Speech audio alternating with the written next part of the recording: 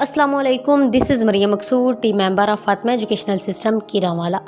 आज हम एक ऐसे टॉपिक के बारे में बात करेंगे जिसने पूरी दुनिया में तहलका मचा दिया है और दुनिया को हैरानगी में डाल दिया है कि क्या कायनात में ऐसे भी राज पोशीदा हैं और कायनात की खोज से मुतल्लिक दुनिया में और जुस्तजू पैदा कर दी गई है।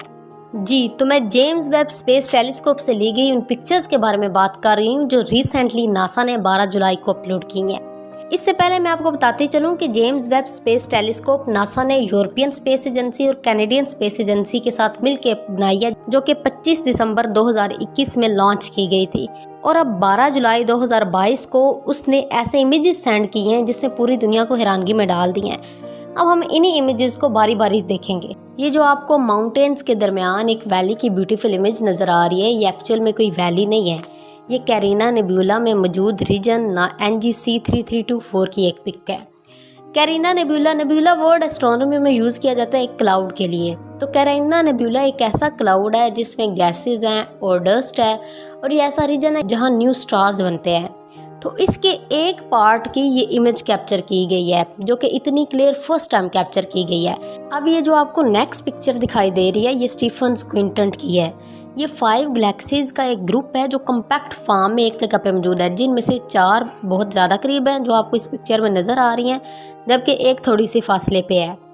तो जेम्स वेब स्पेस टेलीस्कोप से ली गई ये सबसे बड़ी पिक्चर है जो 150 मिलियन पिक्सल्स पे मुश्तमिल है और 1000 इमेजेस को मिला के ये एक इमेज बनाया गया है।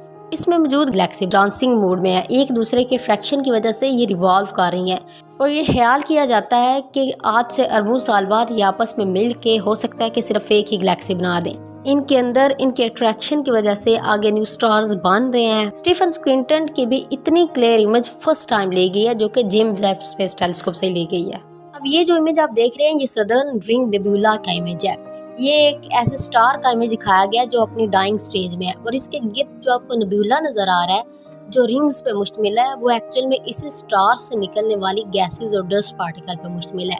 ये हमारी ज़मीन से 2500 लाइट ईयर के फासले पे है। अब इसी की एक पिक्चर हबल टेलीस्कोप से भी ली गई थी लेकिन वो इतनी क्लियर नहीं थी। अगर आप स्क्रीन पे इमेज देखें तो आपको डिफरेंस बखूबी समझ आ जाएगा कि कितना ज़्यादा डिफरेंस है अभी वाली इमेज में और पहले वाली इमेज में।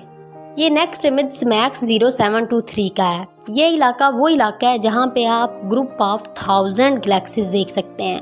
ये हमारी ज़मीन से ऑलमोस्ट 4.6 बिलियन लाइट ईयर के फासले पे है।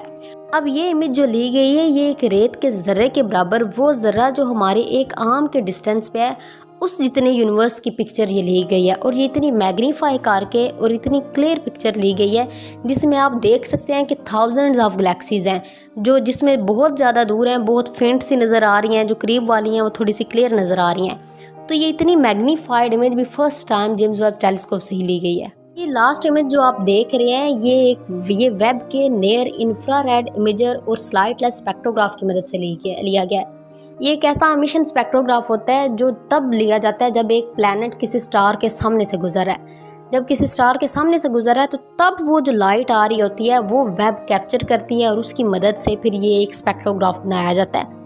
इस स्पेक्ट्रोग्राफ में उस प्लैनेट के अंदर मौजूद डिफरेंट गैसेस के बारे में नोइंग हासिल की जाती है, उसके एटमॉस्फेयर के बारे में कि उसके अंदर क्या क्या चीज़ पाई जाती है। जैसे कि इस स्पेक्ट्रोग्राफ में आप देख सकते हैं कि पानी की मौजूदगी के आसार नज़र आए हैं। तो ये वो सारे इमेजेस हैं जो जेम्स वेब स्पेस टेलीस्कोप की मदद से लिए गए हैं, जो कि पहले कभी भी ऐसे नहीं लिए गए। इतने मैग्नीफाइड, इतने क्लियर इमेजेस जो हमें एक न्यू दुनिया की खोज लगाने में मदद दे सके, हमारी क्यूरियोसिटी को उभार सकें। पहले कभी भी ऐसे इमेजेस इतने मैग्नीफाइड नहीं लिए गए।